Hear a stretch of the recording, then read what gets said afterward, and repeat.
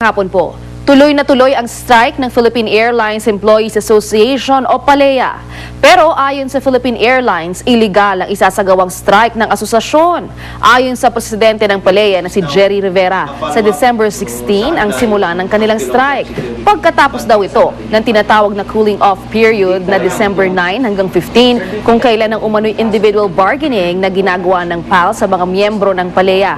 Ayon naman sa tagapagsalita ng Philippine Airlines na si Shelo Villaluna, iligal ang gagawing strike ng asosasyon. Irereklamo raw nila ito kay Pangulong Noynoy Aquino na siya nang may jurisdiksyon sa issue. At wala pa naman daw deadlock dahil may mga hakbang pang isinasagawa ang Malacanang. Gayunpaman, naghahanda na raw ang PAL ng kanilang contingency plan. Magpapatulong daw sila sa ibang airline para saluhin ang mga flight na maaapektuhan.